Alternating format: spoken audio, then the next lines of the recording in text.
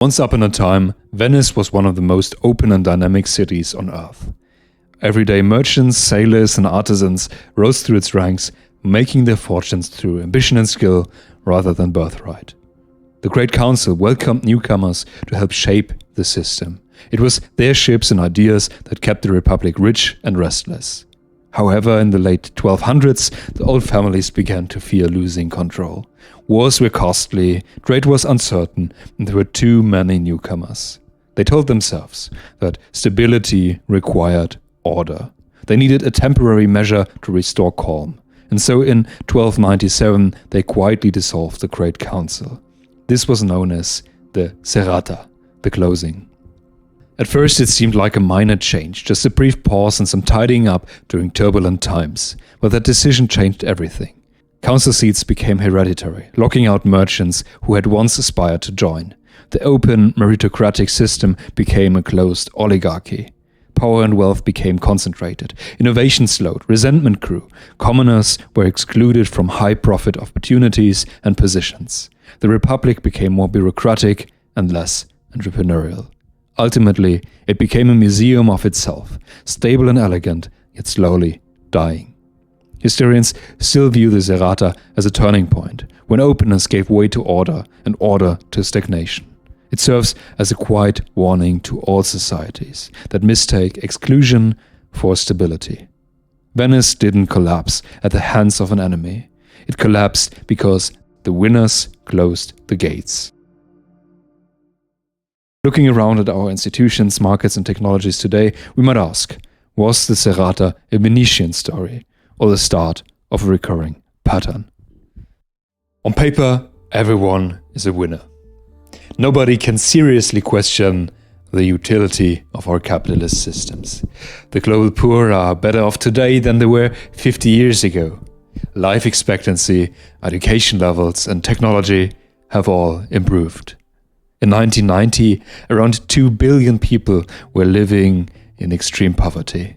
By 2025, this figure had fallen to around 800 million. And this is despite the fact that the world's population has grown. Global life expectancy has more than doubled since 1900. Due to the spread of capitalism, cross-country inequality has narrowed so much that it matters less which country you are born in. So yes, in absolute terms, capitalism has delivered on its promises by lifting billions out of poverty, spreading technology, and expanding freedom. On paper, nearly everyone should consider themselves a winner. But that's only half the story. When everyone is better off, it's easy to overlook one question of better off compared to whom. Justice is more than utility. Having considered the utility of our capitalist system, let's now turn to justice, since the two are not always aligned.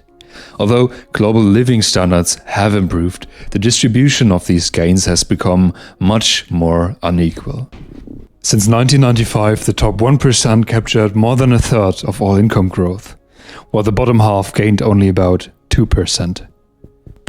While inequality between countries has narrowed globally, it has nearly doubled within countries. Germany is a clear example of this shift. Its Gini coefficient, a measure of inequality, increased by 20% between 1998 and 2016, while intergenerational mobility stagnated. The Bildungsexpansion program increased absolute educational attainment, with more students achieving the Abitur, the German equivalent of A-levels.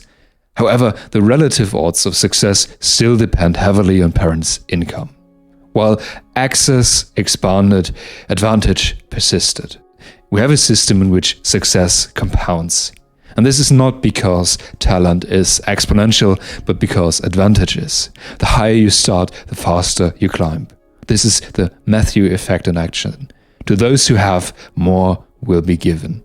So even though absolute living standards are rising, relative gaps are widening, as is frustration. The system may be efficient, but it doesn't feel fair. If your income depends more on your parents than your own efforts, no economic theory can change that. Economic justice. Outcomes, opportunities, or systems. If participating in a utilitarian or liberal, or even more broadly speaking, a wealth-generating system alone does not provide justice, then what does? In his book Justice, Michael Sandel reminds us that justice encompasses more than utility or freedom. It's also about responsibilities, social solidarity, and addressing the inequalities of opportunity. Sandel builds on this argument. In his subsequent book, The Tyranny of Merit, he explains that the meritocratic narrative of "you can make it if you try" has become cruel.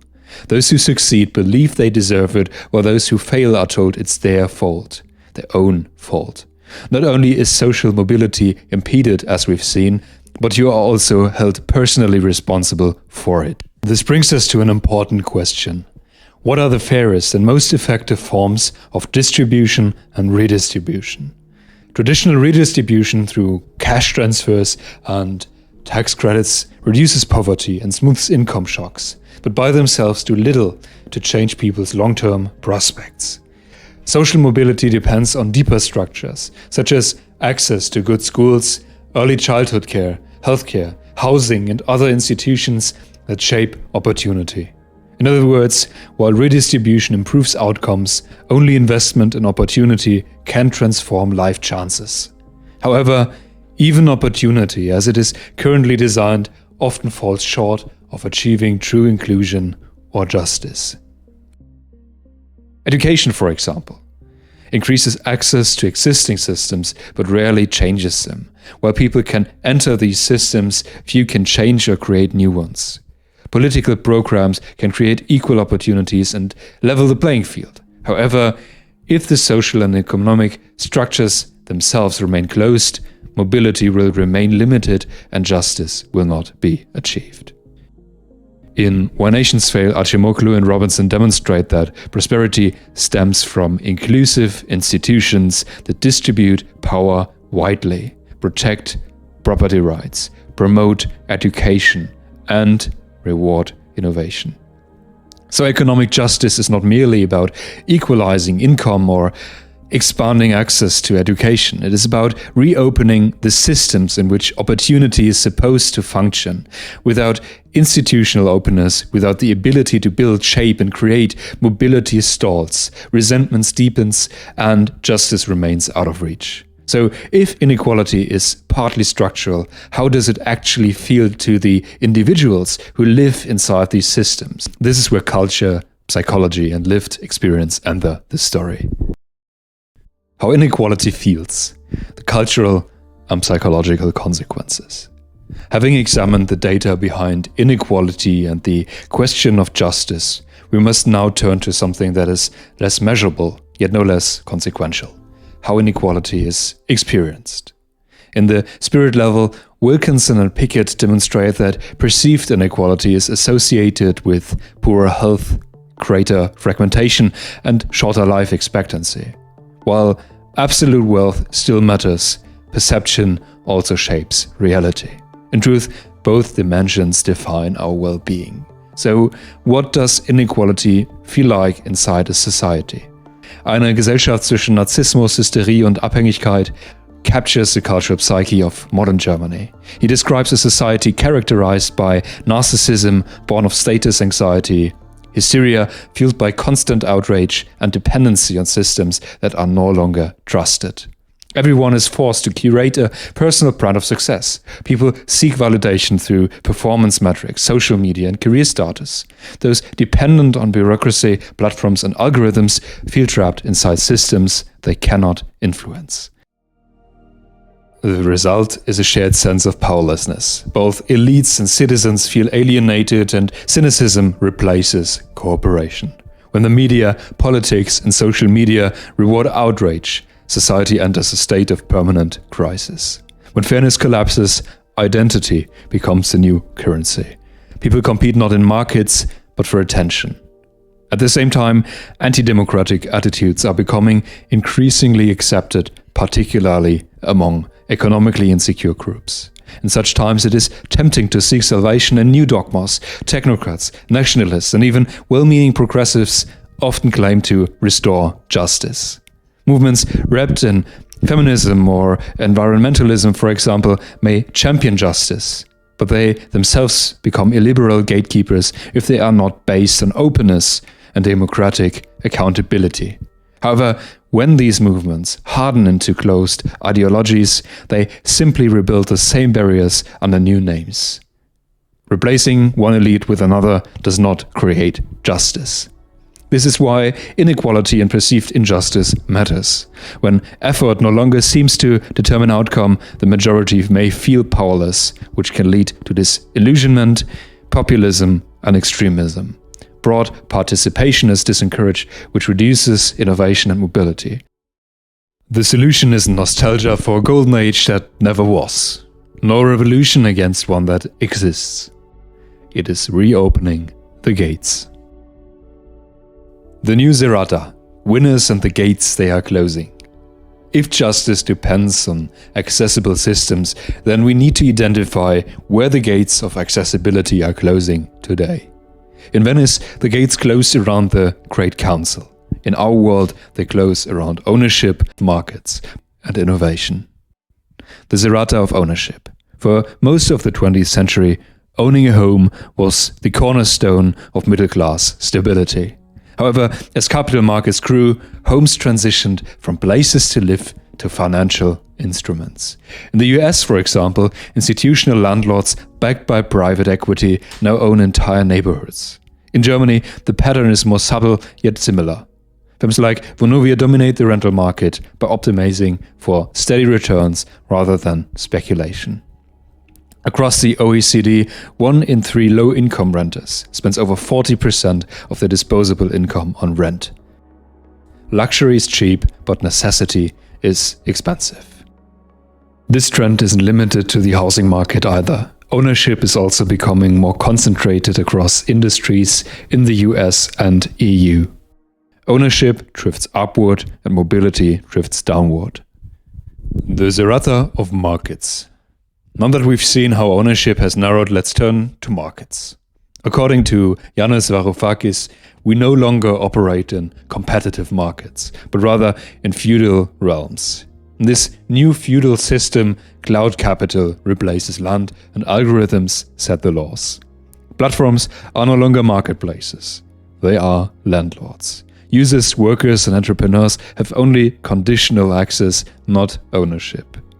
In theory, technology lowers barriers to entry. In practice, however, these barriers have merely changed shape, evolving from factories to ecosystems, from patents to platforms.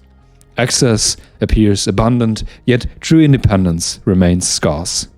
The networks that once promised to democratize knowledge now decide what we see, what we value, and what we believe. As Yuval Harari notes in Nexus, the new information order rests on a hierarchy of informational power. The Serrata of innovation. Even in the world of startups, which was expected to resist enclosure, the same pattern repeats itself. It is uncertain, dependent, and localized. Although entrepreneurship still offers the promise of mobility, the odds are not in your favor. Entrepreneurs who depend on platforms must deal with the balance between value creation and value extraction of these platforms. Within countries, the flow of capital is also highly localized. In the US, about 70% of venture capital goes to just 3 cities: San Francisco, New York, and Boston. In Germany, more than half of the investment is absorbed by Berlin and Munich. Entrepreneurship has been transformed into something resembling professional sports.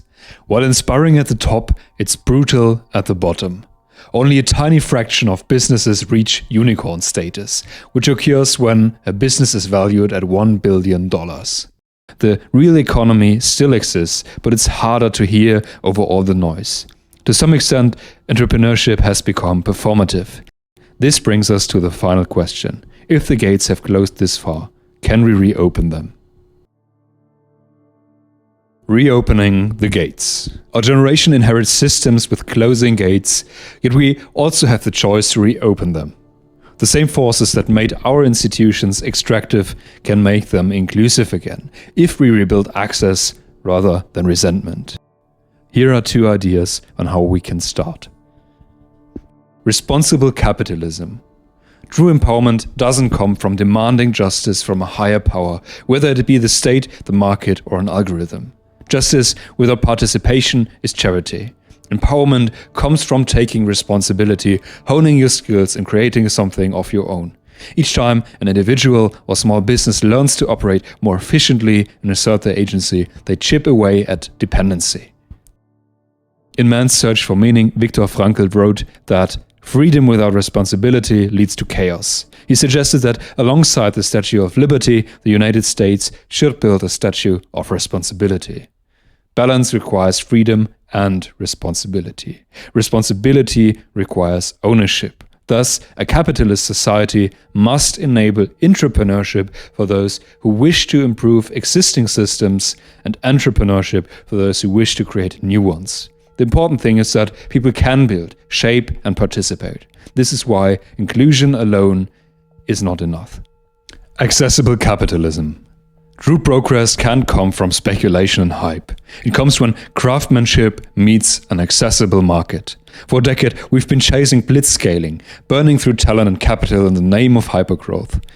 However, growth without inclusion merely inflates expectations. Sustainable small firms build communities, while hypergrowth creates bubbles. Justice won't come from unicorns, but from a million strong horses, from founders and teams who create real value before raising capital and who only scale when their work serves people, not valuations. Efficiency and craftsmanship aren't nostalgic ideals, but rather modern survival skills that can be learned, taught, and scaled.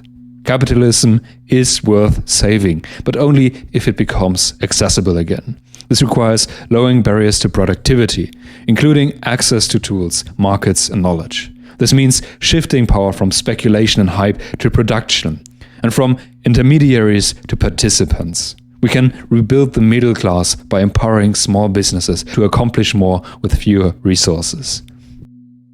Efficiency on a small scale, inclusion by design, and dignity in work are not romantic ideas. They are the mechanics of resilience. If we rebuild access to the levers of productivity, not just capital, but capability as well, then we don't need permission from a higher power. We can make capitalism accessible again, one tool, one company, and one act of ownership at a time. That's how we reopen the gates.